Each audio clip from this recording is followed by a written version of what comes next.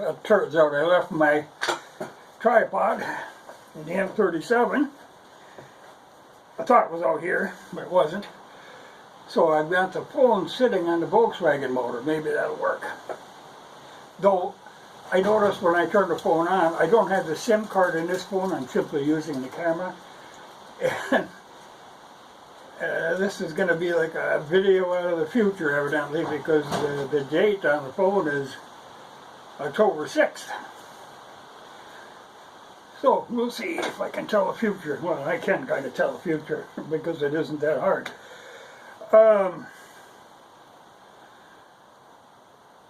You know, an interesting thing is happening. You know, this whole having Biden for a president thing. The Democrats have kind of got themselves in a jam. Because they really need to get him out of there. You know, because it's a complete disaster, and he's making them look bad. They're really having a tough time dealing with him, which is why they can't really have him out public. They can't have him answering questions by all means. But the problem they've got themselves into is they don't want Harris either. They never really wanted Harris, but they're stuck with her now. So the idea is, okay, they got to get rid of her some way, but it ain't going to be easy. I mean, they'd have to like buy her off or something. If there's some other position they can put her in or something, but she isn't going to go willingly. But they know that they don't dare have her as a president. I don't think she'd cooperate, because the only way this would work, if they let her become president in name, kind of like what Biden is, and move Susan Rice up to vice president and let her run things, because she's really running things now, let her come out from behind the curtain and actually run things, and you know, and Harris can do her little show deal. But I don't know if she's going to be happy doing that. But it's a problem. Like I say, they really want to get rid of her, but they box themselves into this corner, and now they can't get like a do-over. You know, like in chess, when you're moving a piece, and as soon as you take your finger off it, you're stuck with that move. They're stuck with that move that they made, and they're trying to weasel their way out of it now, but it's not going to be easy, because everything is falling apart. In this administration, everything is falling apart. So if they could start over, you know, but their only hope really is if they can get, you know, bring Susan Rice out from undercover. But even there, you know, like all she is really is a cover between like Hillary and Obama, and Soros is always back there. And she's the kind of cutout so it can't be directly traced to them. Not obviously. And if you move the cutout up into the second banana spot, it's going to be a little tougher. But like I say, everything is falling apart. Biden is falling apart. Well, he was apart all the time. I mean, he's been a hopeless case from the get-go, but at least they could hide him away.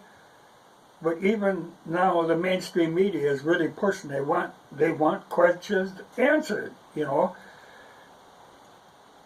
And all of this stuff in the background has been coming to light, which is, you know, like the laptop and the emails, and you know, all this stuff is coming out. And when I was out on the grader yesterday, I was listening to bits and snatches of that Durham report. And there's some interesting stuff there. Very interesting. But I don't know that it'll ever be public.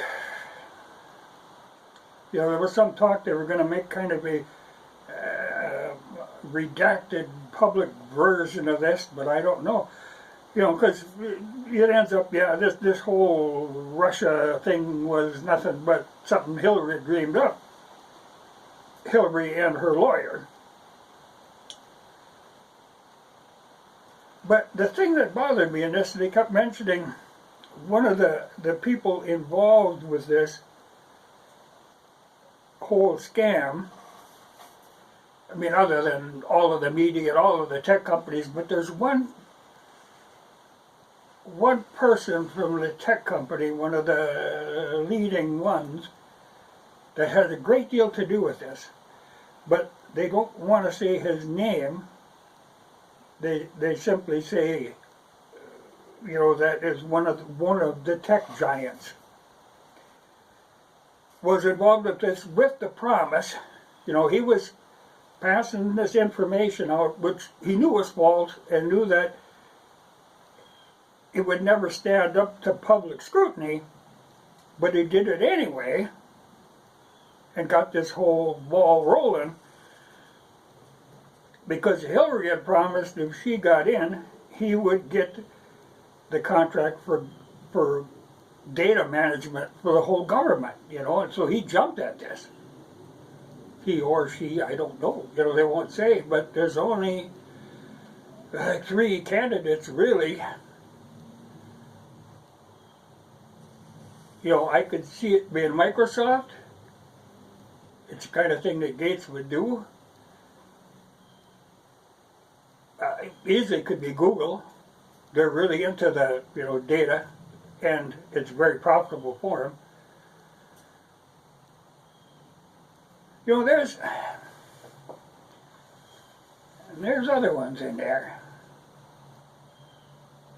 But it would be interesting to know who that was. I think we have a right to know, you know, but like I say, that seems to be something that they want to keep secret. But I would dearly love to know who that was. But anyway, they're going to really start poking away at some of this stuff. They have to do it pretty quick because they're kind of running out of time. I mean, there's a limit before you can do any prosecuting. So I'm sure Hillary is as nervous as a cat. Where the guy I used to work for used to say, a long-tailed cat in a room full of rocking chairs. I mean, she's going to be jumping at shadows for a while. Until that statute of limitations is up, she's got a problem. But I'd really like to know who this anonymous tech giant was.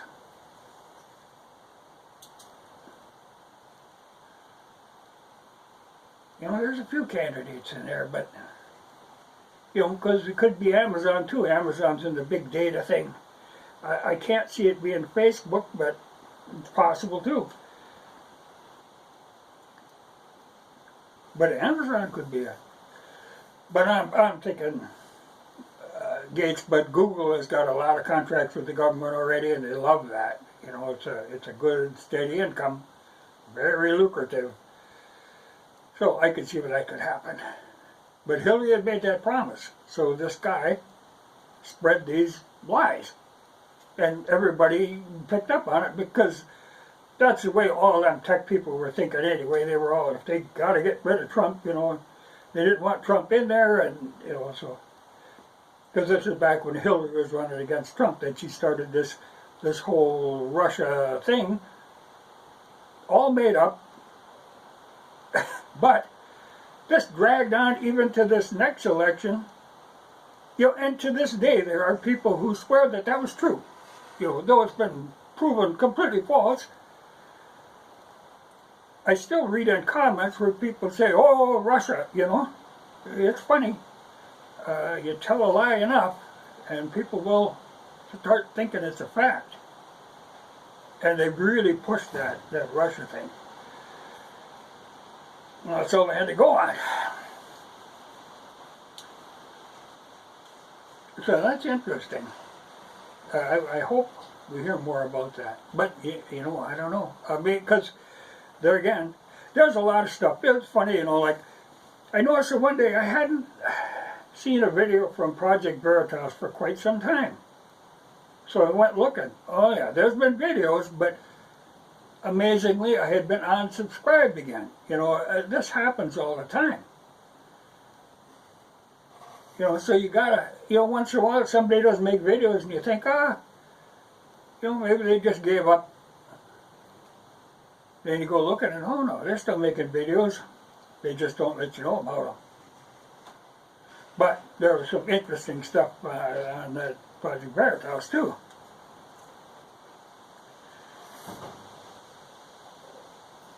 But that has to do with more of the vaccine stuff. But there again, you know, you're not supposed to go there. Though it's interesting that, you know, I think there was some place on the East Coast, I think it was, where like in this hospital organization, like 375 people were going to quit, and they're having a problem with Navy SEALs. Well, they're going to have a problem with a lot of the military, but the SEALs in particular, like at least a fourth of them are just saying, oh, you're not going to take it. Well, they're trying to claim, you know, because one of the things you can claim a religious exemption. And they're trying to do that, but at the same time, the White House is saying, okay, but then we'll discharge you, but it'll be a dishonorable discharge. So some of the best people we have in the military, they want to dishonorably discharge them. You know,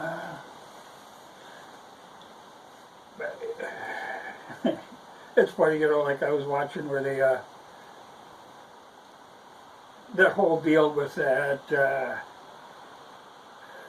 cowboys whipping Haitians, you know. And they're going to say that forever, though, of course, that wasn't true either, but they're going to keep saying that. But it was funny because they dragged Maxine Waters out, and I had thought that she was dead. But they got her out there, you know, yammering away. Though there was something a little funny there, because I saw it more than once. And either they took 2 takes on this, and I saw both takes, or they edited the one that I saw the second time, because it was not the same as the one I saw the first time. There was something a little weird in there, but they tend to do that kind of thing. But, so optics, oh boy, they got to get rid of them cowboys that are whipping these Haitians. So they can't use horses on the border anymore. Take away the best tools. Always got to do that. You know, even with the police departments during them riots. Something comes up, oh, you know, take away the most effective, useful tool you have. Don't use that. Can't use that. That's not fair. But I was thinking at the same time, when they, like say, when they have these press conferences, not with that Raggedy Ann, but when they actually have President Biden sitting there. Yeah, that sounds funny. You say President Biden, because I really in my mind do not. You know, it's the administration, and he's just the figurehead of this thing. But when they have these press conferences, you know, they can't ask questions, because there's no way he can answer the question. If there's questions, it has to be written out, the answers written out, and on a teleprompter or on notes so that he can read them, because he can't, there's no way he can do that. So it's immediately, oh, thank you, everybody out, rush out the door. You know, if they had cattle prods, they use them. So I think, okay, if you can't have them cowboys on the border, get them loudmouth thank you bitches that they use to run them out of the press on, put them down there, on the border. So as them Haitians come over, oh no, thank you, down out the door, you know. That's obnoxious. But they actually, you know, and then they, all of the press people, I mean, not just conservative, but all of the mainstream are saying, and they're saying it right, you know. And they wrote this letter complaining, that won't go anywhere. In fact, that Raggedy Ann, when they approached her with this, she said, oh, I have no idea what you're talking about. Oh, well, no problem there.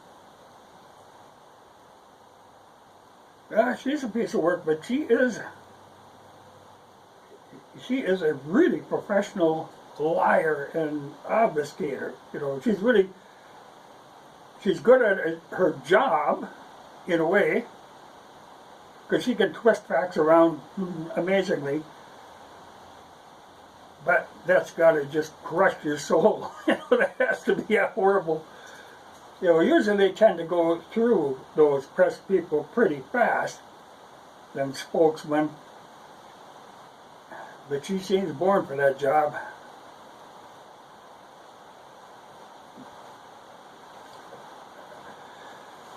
Oh well. There's a lot of ways they could go from here, but I think I'll just leave this set at this. Endless amounts of disasters. But it will be interesting to see, because all their big schemes for the big money in the Congress now is kind of falling apart. In a way, because all of these little Democrat groups have got their own agenda. They don't really cooperate. So, and it's a pretty touch and go balance-wise. So they got a kind of a struggle ahead of them. Of course they try all kinds of underhanded stuff, but like I say, everything is falling apart in this administration. So they really don't have any place to go. And if they don't get Biden out of there, because now you've got the midterms are not that far away, and they're going to take a crushing defeat on that.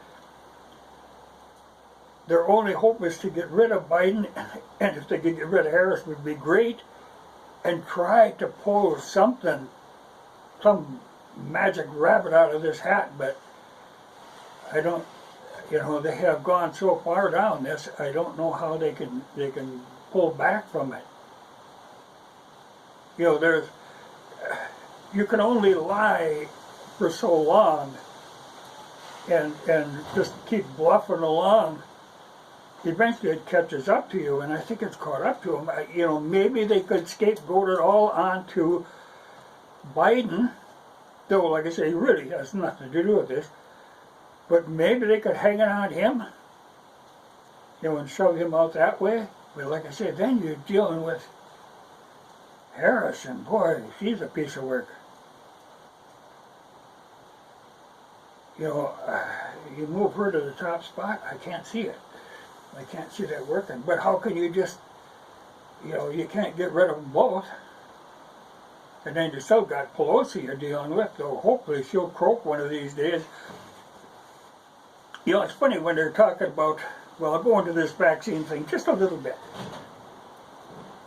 It's funny because you read in comments and all that stuff, oh, you take vaccines all the time. There's nothing different about this. Oh, this is completely different from any vaccine that has ever been dreamed up before. This is a whole different method that is still experimental. So, the whole idea of, well, it doesn't modify your DNA. It's a messenger RNA that kind of is supposed to go in there and not modify your DNA, but stimulate your immune system. You start playing with your immune system, you are playing with fire. So, really, no idea. Long term, what's going to happen here, they have no idea. And when you look into this, like a lot of, like I say, the SEALs, where they're trying to claim a religious exemption, there's a basis for this. It wouldn't even have to be religious. It could just be a moral, ethical basis that you didn't want to take this vaccine if you know where this vaccine came from. If you know the history of and how this was developed, there's a reason to have hesitation there.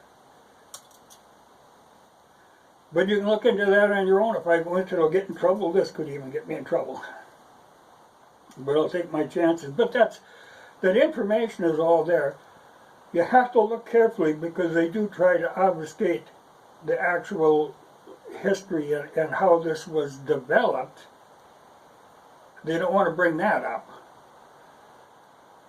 But it's there. And it'll maybe come up a little bit more now if these religious exemptions, if this gets pushed a little bit, this will maybe be a little more public. Or maybe they'll back off because they don't want it to be public. They might have a different way around this.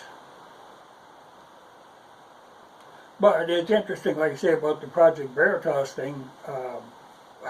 Very interesting. But it's funny how you can get unsubscribed from people if they don't like what that person is saying. Yeah, well, stuff to do. But I wanted to get that off my mind, so I got that done now. We'll see what happens with it. But boy, it is. I mean, you hate to, you look at the news and you always hope that something good would happen. But it's always nothing but disaster and tragedy, and there's no good. But I'm always hoping sometime I'll look at the news and they'll say Pelosi died. Oh, great. Or Biden died. Great. You shouldn't wish death on somebody, but if they don't have the sense to get out of there, our only hope really is for them to die. So, death would be fine. I would rejoice. I think a lot of people would rejoice if Pelosi would suddenly croak. I don't know what's keeping him alive. This is a peculiar thing. I noticed this with this Maxine Waters too.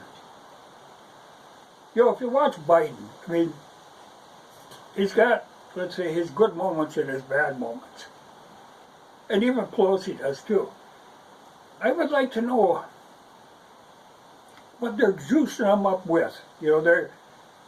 There's something they're hitting them with before they go out. Before they, and because they're up, and then they rapidly go downhill. But there's got to be something that they kind of kickstart them with. I'm afraid I know, but I don't dare bring that up either. But that is concerning, because they do have to, before they actually put Biden in a situation like that, they've got to zap him with something to perk him up. But it seems to, the effect seems to dwindle rather quickly. And then he starts getting that confused, especially like with this Boris Johnson, when he said, oh yeah, we'll take some questions. Oh, thank you, out the door, get him out of there. You can't be asking questions of this most open and transparent administration ever. But I think, get them thank you women on the borders. Them bitches would drive them Haitians right back. Don't need whips or nothing. Just thank them right out of the door, right across the river.